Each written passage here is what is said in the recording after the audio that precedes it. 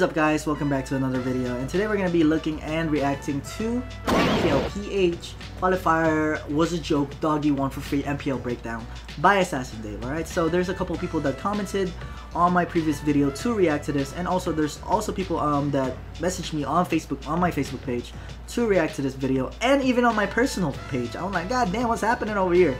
So I mean, I guess I gotta do it after all that request. Alright, so let's do it then. Let's start. I'll just pause the video if I have anything to say, alright, if I have anything to say about what Dave was talking about. Yo guys, how is everyone doing? This is your guy Assassin Dave, and welcome to another episode of MPL Breakdown, hashtag Dave Talk. Today we're going to talk about MPL, Mobile Legends Professional League Philippines main qualifier event, and we actually have my good friend Doggie's team participating, and in the end they actually end up getting out of the group stage and go into the MPL. I think this is pretty exciting. I watched the entire qualifier and I gotta say, Doggie, you lucky doggy, okay? I think this entire qualifier is more of a clown show, to be honest. I think a lot of... Why can I not pause the video? Okay, so let me just stop right there. He said, you lucky doggy. Do you know how long Dogie has been trying to get back into MPL? I don't think you realize this. I wouldn't call it lucky. He's been trying for like 4 seasons to get back into MPL. That's not lucky. And then he has 8 teams that participated in the qualifiers. I don't know if you realize this, right? He has 8 teams that participated in the qualifiers. Only 1 made it to the main stage.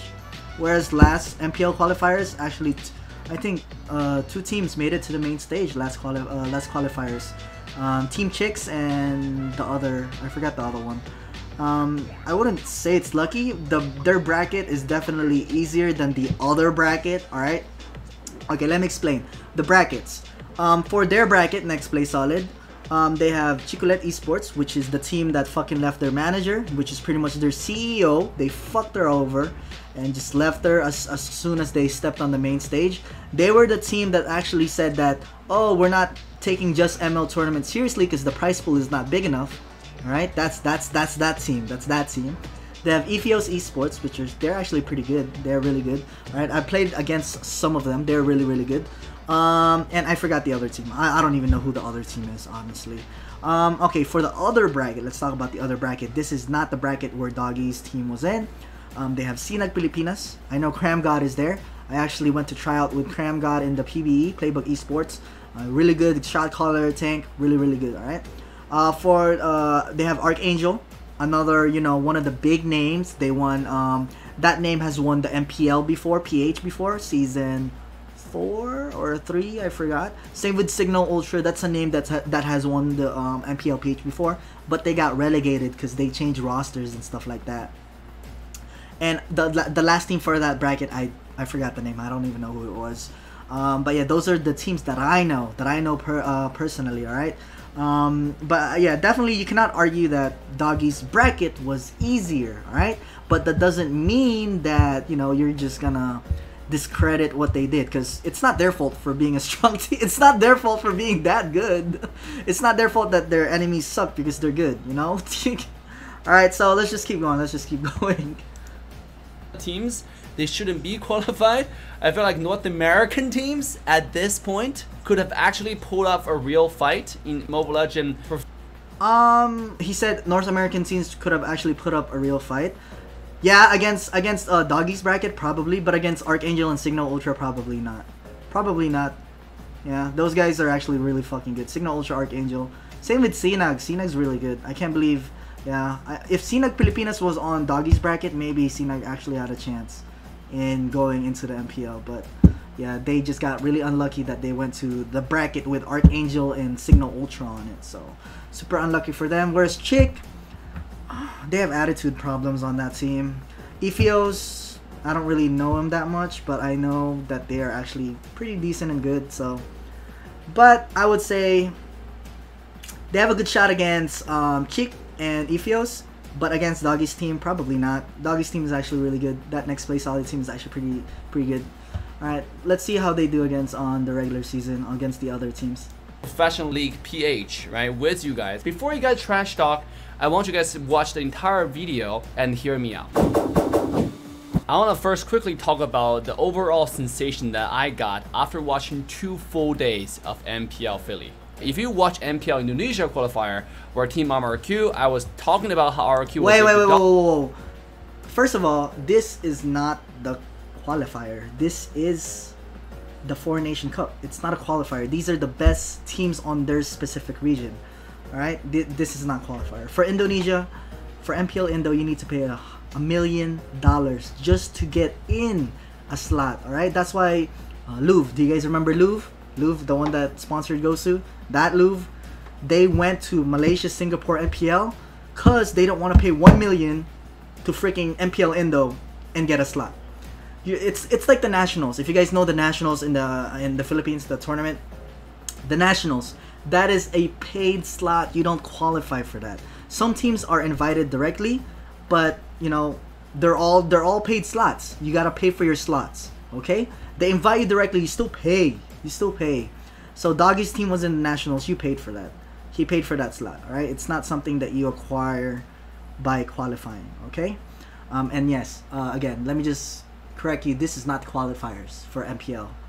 This Four Nation Cup is different. All right, Four Nation Cup, they just did it. I don't know why they did it, honestly, because MSC didn't continue because of COVID, so they did the Four Nation Cup, I guess. But yeah, RQ is in a whole different level, even against Philippine teams. They're whole different level. Let's keep going. Dominate the Indonesia qualifier because, guys, they are the only team who pick initiators, who pick certain amount of quad control heroes like Loi, like Valir, like Farsa consistently. They don't have to go show off their skills on picking someone like Eudora. They don't troll like that. Okay, they don't pick Alucard, they don't pick Dairoth. They pick heroes that is in the meta. Where you go to Mpl-Ph, I watched. Wait up. Do you realize that they play Bauman in the grand finals? Do you know that they play Bauman in the grand finals for RQ? Don't tell me that's meta. Nobody fucking plays Bauman in ranked. Nobody plays Bauman even in 5-man rank, even in Mythical Glory until RQ showed it. It is not meta. They literally innovate. RQ innovates the meta. This is what I like about Team RQ, right? As you guys know, I'm really close with James. Alright, compared to the other teams, they are not afraid to lose, especially when they are practicing. Alright, they're a team that has really good, you know, mentality to where, alright, if you lose, you live and you learn, alright? And then they like experimenting other heroes, especially when heroes get revamped, get buffed, and all that stuff. They even did Alice offlane. Where the fuck have you seen Alice offlane? That's not meta. Until they did it, nobody has ever done Alice offlane until RQ did it.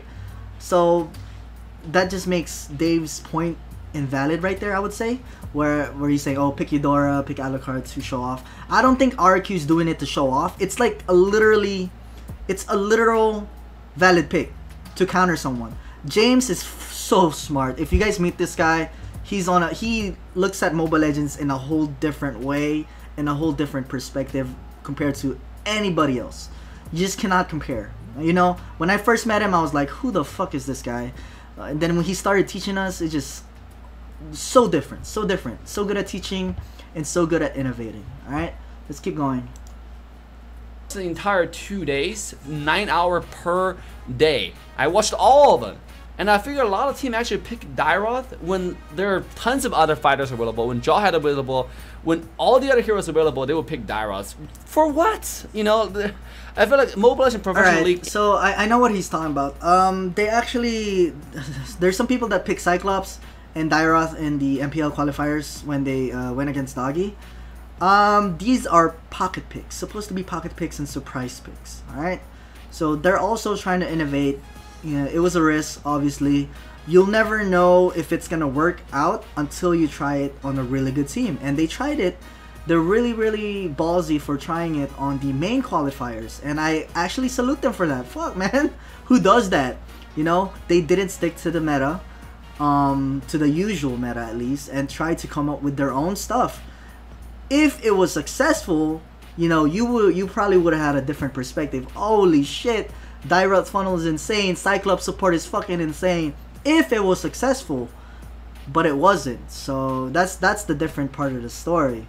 So definitely gonna be a different outcome if that you know, that strat worked. But it's a pocket pick. You cannot really argue a pocket pick. You know, they have their own. Like for us in M1, we had pocket picks.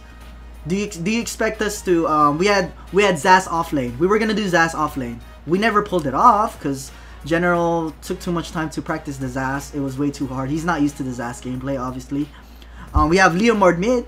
That's a pocket pick. You ever see a Leomord mid when before we did it, right? Because basic was actually good with Leomord, right? You know, these are pocket picks, surprise picks, and teams like doing this. And I mean, kudos to this team as well. A lot of these teams that Dogie faced, they don't have coaches. Doggie's team had a coach, which is YOLO, and Dogie teaches them as well. Chicolet, I don't think they have a coach. You know, they're fucking doing all their team comps and their picks all by themselves as players. Player is different from a coach. A lot of people think, oh, why are you a coach but you suck at the game? You cannot execute. A coach is way different than a player. You cannot compare the two. You know, what if you compare James to Lemon or freaking R7? Obviously, James is not gonna be as good as R7 or Lemon, right? Because they're the players. They're supposed to execute the plan, and then James is the one coming up with the plan. It's like fucking Money Heist. You know, El Profesor doing all the freaking plans, and then, you know, the team just makes it happen. Makes it freaking happen. But yeah, a lot of these guys don't have coaches. Signal Ultra has a coach, I'm pretty sure. Archangel, pretty sure has a coach. Sinag, I think, has a coach. But a lot of these guys are in boot camps, which makes it a little different when training with each other. And that's why it's a little bit of a better training environment than NA. NA, you go in Discord, you play 5-man, you play against the same people over and over again. You don't see anything new. You're gonna get fucked. You play here, there's a lot of teams, a lot of amateur teams that are really decent as well. Good practice, even if they're amateur teams. And you'll see some really weird picks as well. But you know, they have a boot camp. They see each other in real life. They're literally playing next to each other. That's a different environment, and it's better for your team chemistry, mentally, and stuff like that. All right. So let's keep going though.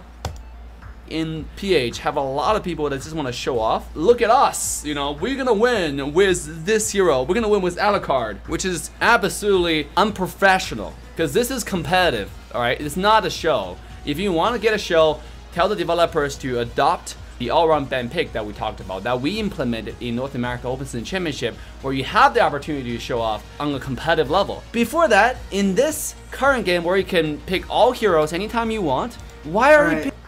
Alright, so I actually like the all-around bound pick that he's saying that he implemented on the NA tournament that he did. It forces people to play other heroes. Like, for example, alright, just for example, you can only play Lancelot, Hayabusa, and freaking Ling core. That's it. That is it. Nothing else. But if you're doing all-around ban pick, you're gonna be forced to learn other heroes. So the players that have more hero pool, you might not be as good as that player when they play Ling, Lancelot, or freaking Hayabusa, but you're better at them at the other heroes. That changes the freaking game. That changes the game, makes it more exciting, I would say. Forces people to increase their hero pool, which is so much better, I would say. I don't know if they're gonna implement it on Mpl-Ph. Hopefully they do, but I don't think they will. I think they're just gonna stick to what they have now, cause you already know, like, people are already confused with the normal draft pick in the Philippines. Imagine all-around ban pick. They're just even more confused. I don't know why. It's just Filipinos, whatever. just Pick control heroes. Let's start out with the first game, NXP versus BP. Both games, BP did not pick a single initiator. The only initiator hero they had was game 1 where they had a Katal Kacha. And that's not really an initiator. That's what I call the epiphany of trolls. Wait, initiator? Gator is initiator. I mean, this guy could initiate with Koopa. Hellcat could initiate with Petrify. Petrify ulti, right? Ulti Petrify, I mean, ulti Petrify and then assassinate someone. Loey could set with light form, dark form. These are all initiators right here. Honestly. I mean, but this is the main initiator because obviously he's the tank. He's supposed to initiate. I mean, what do you expect? Like, for example, nexplay. What initiator do they have? Right? Him. This guy's not gonna initiate. It's a fucking Masha. Right? Yeah, I don't see Masha initiating. Cooper is definitely gonna initiate. I don't see Hearth initiating. How about this guy? Who the fuck is this guy? Is that Selena? Selena can initiate, I think. Xboard could... I don't know. Export could initiate, kind of. All right, so they only have 3 initiators compared to this 4. I mean, you know, it doesn't really make sense. What's the vocabulary of initiator? An initiator is someone that starts team fights. So definitely Kufra, Selena when she gets a stun, Xborg when he ultis. Harith could initiate with ulti, I guess. Technically anybody could initiate. But Gatot is like the main initiator here. So I think his point was a little bit invalid, I would say. So just keep going.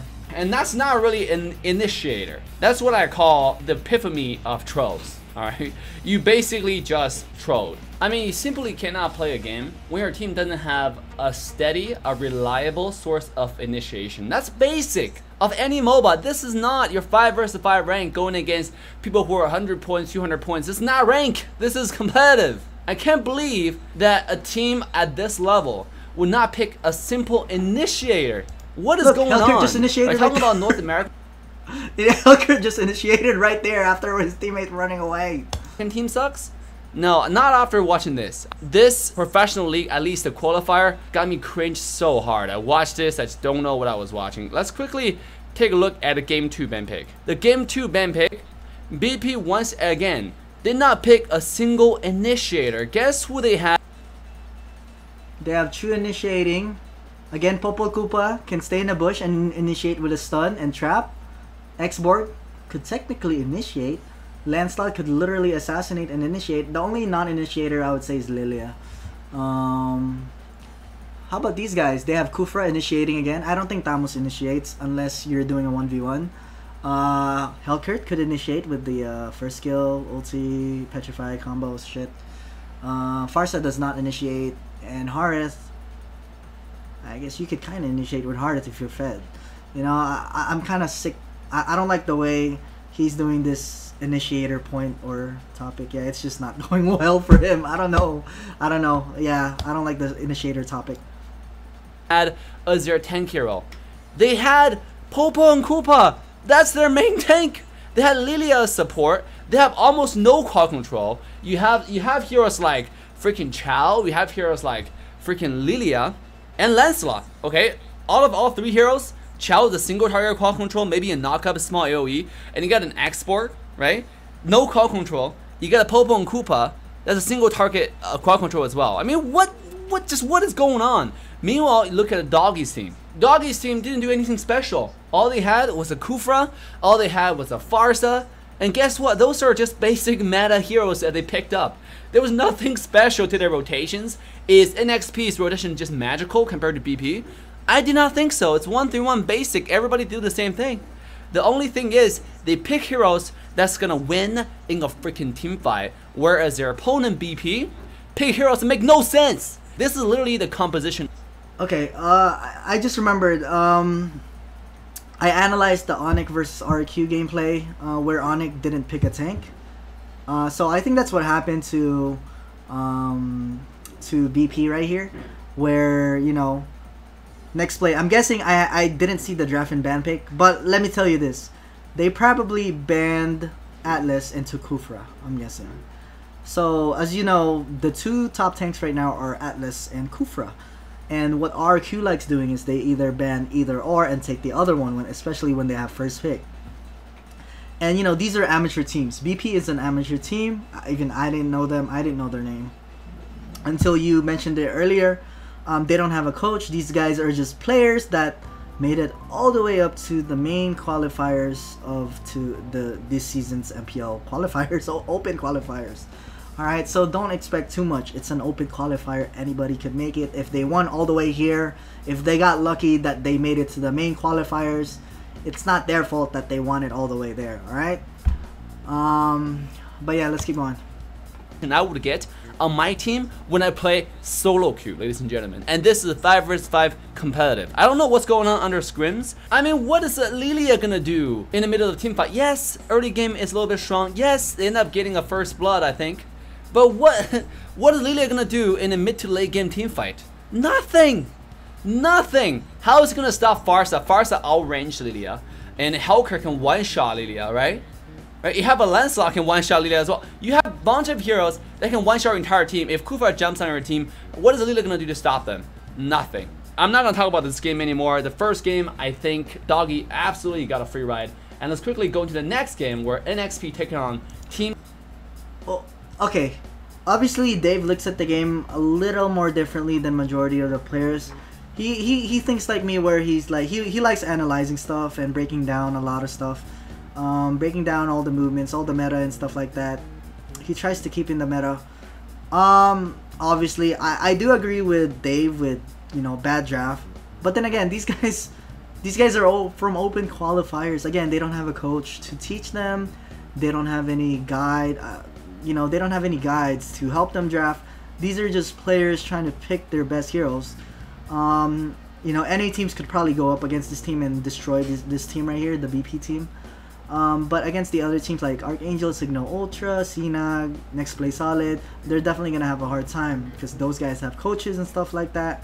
And these guys fucking play how many hours a day? This is their job. They get paid to do it. NA players don't get paid, you know? You cannot really compare, you know, both NA and the training environment is just way too different to even compare two regions. And, you know, the, how do you say this? The circumstances is a lot different if to compare the two regions, okay? Team Chicks, CCCC. For the first game, CCCC Team Chicks did not pick a single support. They had Atlas, which is really good. They had Jawhead as a support. Basically, they had two melee heroes. What is wrong with Jawhead support? So many people do it. RQ does it too. There's nothing wrong with Jawhead support. Okay? There's not, literally, Export could even go support, honestly, and they'll still be fine. They'll still be fine. In mid. And what will happen with that is you're missing out poke. You're missing out a lot of crowd control. Yes, you have a really strong presence early on, but this will quickly fade away once enemy team outpoke you. And that's exactly what happened to Team CCCC. Because NXP has Valir, which counters Jawhead, which counters Atlas, which counters Harith, right? They'll probably even counter Hayabusa if you push properly. The fact that you have so many options available and you end up picking a Jawhead. Again, this Team Chick, they don't have a coach. They don't know what the frick they're doing draft-wise, alright? I've already actually said this before when I was talking about some other video or on my stream. Like, some of these guys are really high points, but they're brain dead when it comes to draft. Whereas if you compare it to nexplay Solid, these guys, there's literally 8 teams. If you see their vlog, there's so many people in one room. You see how many people can put out their opinions on how to play better. They can help each other out. And they also have their own coach. So that's why they're doing better. The coach is literally just there to analyze and make the best draft possible. Whereas this Team Chick, they don't have anything. They're just regular players. They're just regular high-ranked players that just goes with the draft. They don't think ahead of the draft. They don't, you know, look at all the counter picks and all the circumstances that could happen with the draft. So yeah, they just got outdrafted. It's not their fault, obviously. If Doggie's team loses the draft to Team Chick, that's gonna be really embarrassing to Doggie's team. And good that they won the draft because they're supposed to. They have all the management for it, and they're an actual organization. Whereas Team Chick, they fucking left their manager. They don't even want to be with their CEO anymore. All right, let's keep going.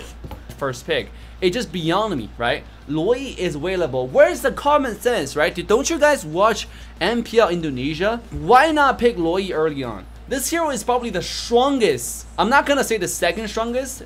I'm gonna say probably the strongest support in the game. Yes, Lily is actually the strongest support in the game right now. I would agree.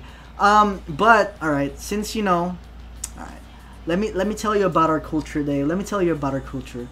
Us Filipinos, we're really, you know, our pride is right here. Like, you can't even see it on the screen. Super high. Alright, so what they like watching is Philippine meta. Alright, they always like watching Philippine meta. But for me, since I grew up in the US, I know how to accept and look at other people's perspective. And I will agree that Indonesia meta is a lot stronger than Philippine meta right now. By a fucking mile. By a mile, not even close.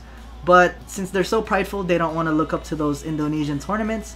And again, they don't have a coach to look at those Indonesian tournaments and teach them that rotation or that meta, that pick. You know, they don't do the research. A lot of these guys just play non-stop for hours and just expect to get better. Alright, it's just kind of... You know, you're expecting things to happen. You're expecting your team to get better, but all you do is play. That doesn't work.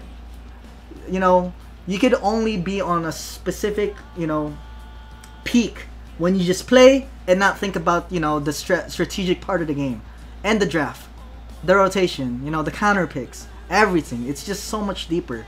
Indonesia is that, you know, they just think so much deeper and one step ahead every single time. Plus, Indonesians, they're not scared to fucking lose. They don't care about their win rate.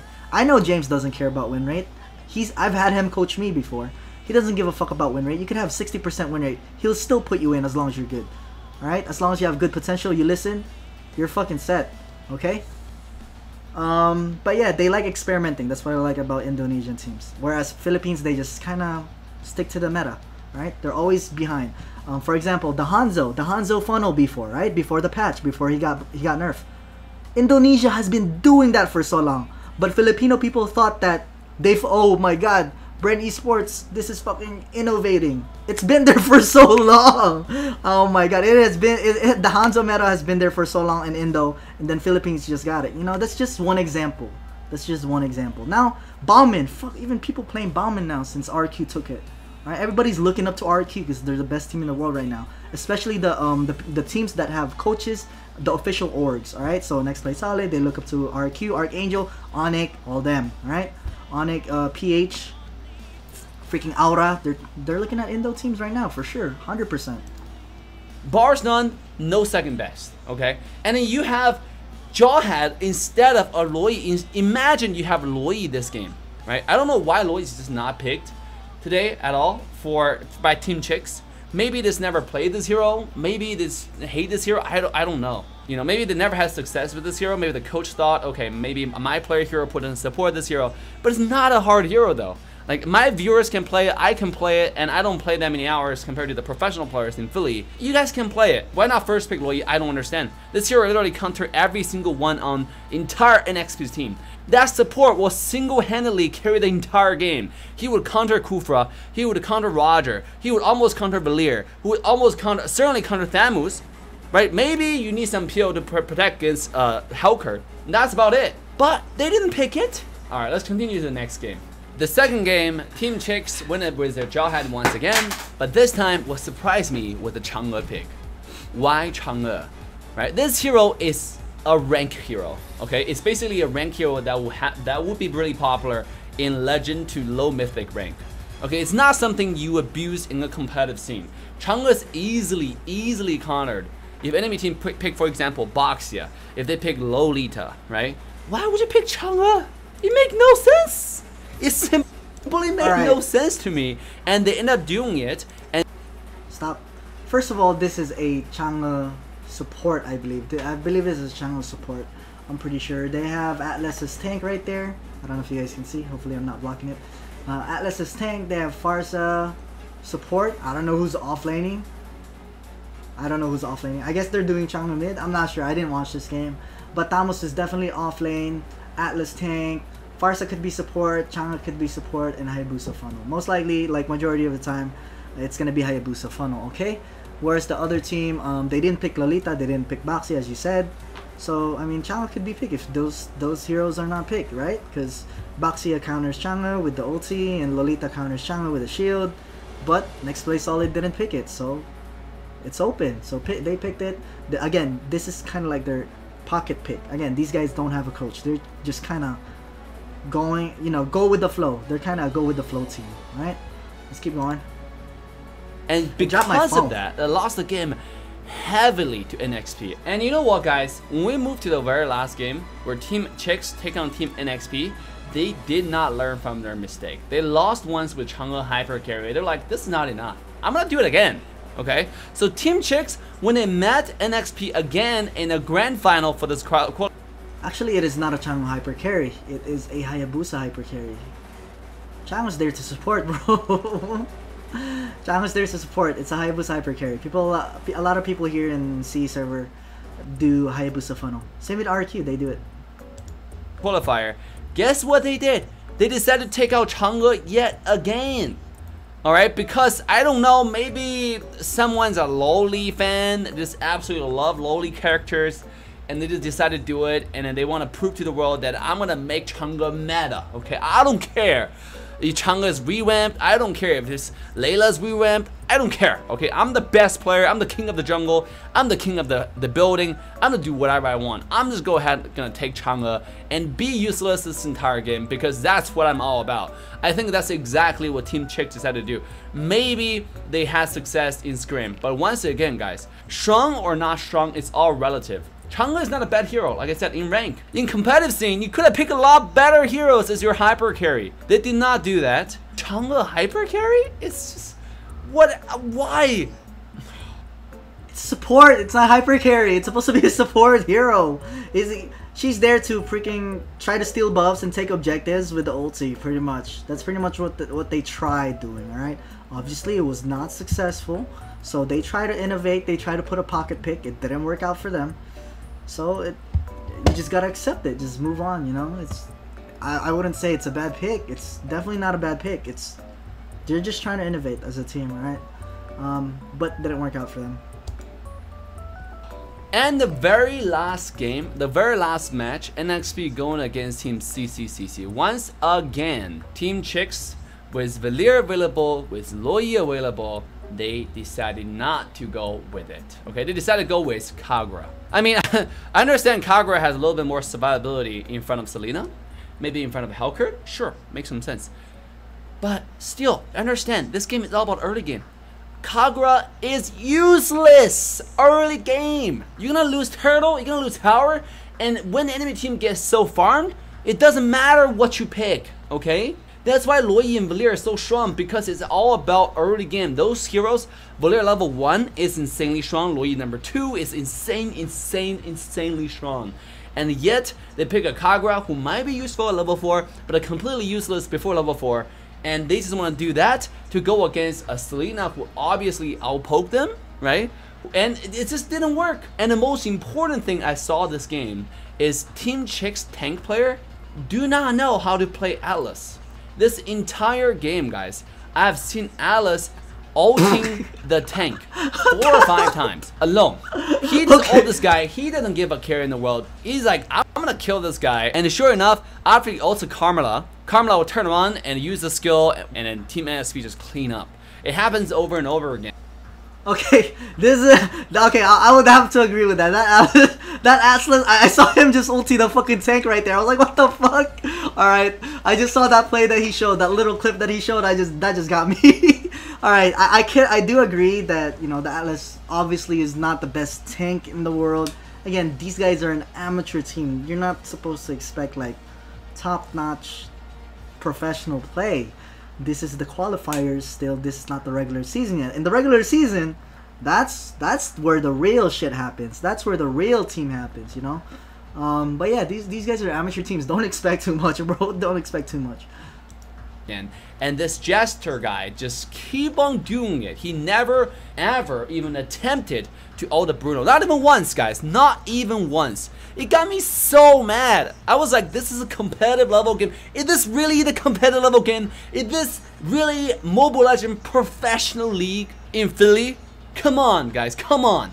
Right? Where is their coach? Where is basic understanding of meta? Who is doing the studying? Who is watching MPL Indo? Learn from RQ, for God's sake, right? If you don't learn from RQ, play some ranked and experience the game yourself for a little bit. I almost feel like this is watching Mobile Legends developers playing this game. Okay, this is literally Moontongue developers playing the game for Team Chicks. I don't know what I was watching. Maybe mechanically they're good, but macro, but band draft. Oh gosh, my heart, man. Okay, this is the last time I'm gonna say they don't have a coach. That's why. So that's why they play like this. They're not very strategic in the way they approach the game. They're good mechanically, definitely. That's why they made it to the main qualifiers, and that's why when they played in just ML, they were 0-8, 0-9. Yeah, they didn't win a single game in just ML tournament, because they don't look at the way in a strategic standpoint. You know, there's different people, and these players just don't look at it that way. They just play. They're one of those players that are like batak, nagbabatak lang. They just play. That's it. They play and expect to get better. It's not gonna work in professional play. All right, professional play is in a whole different level. A heart goes to the poor North American, European teams who do not have the opportunity to go join this kind of competition. My heart goes to Team India, who doesn't even have opportunity to play the game anymore. And yet, this is professional league from Philly. Oh my gosh, ladies and gentlemen, I don't understand. Leave a comment down below. What do you guys think about this tournament? I think the qualifier is really a clown show. I really do think so. And I think Doggie's team got an absolute free ride for this qualification, right? Now, I'm not saying their team is not good. I think their team is really good, really solid. Just going against, like, using this analogy. If NXP is Mythical Glory, I think their entire opponents are probably low mythics, right? Or lower than that. I don't know. Leave a comment once again down below. Let me know what you guys think. Do you agree? Those guys they're playing against, they're around 2,000 points, by the way. 2,000 or higher, even, alright? But again, they don't look at it at a strategic standpoint. I will have to agree, though, with Dave that NXP had an easier bracket. Obviously, it was an easier bracket, but you don't have to discredit for what they accomplished. These guys, again, these guys have been trying to get back to MPL after Aether got relegated for a long time now. They had 8 teams and only 1 came in, and they're back at it now. Man, they've been working hard for this. You cannot just say, wow, these guys got a free ride to MPL. These guys have been trying for... Do you realize how long these guys have been trying? Fuck, Basic even got into MPL before Doggie's team did. Basic fucking stayed here for vacation. Vacation. His team got in first before Doggie's team did last qualifiers. Imagine that. They've been trying so hard to get back into to MPL regular season. You know, the regular MPL. They finally got it. So, I mean, congratulations to them. I don't think you should discredit them. Obviously, they had an easier bracket, but it's not their fault they're that good. It's an open qualifier, and they did really get really lucky that Signal, Ultra, or Archangel were not on their bracket, which made it a lot easier for them. All right. But that's it. Tell me what you guys think in the comment section below about your opinion about this video. Even on my reaction. If you guys disagree, that's fine. You can just comment that below. And that's it. Do not forget to hit the like and subscribe button. And I am out, guys. Peace.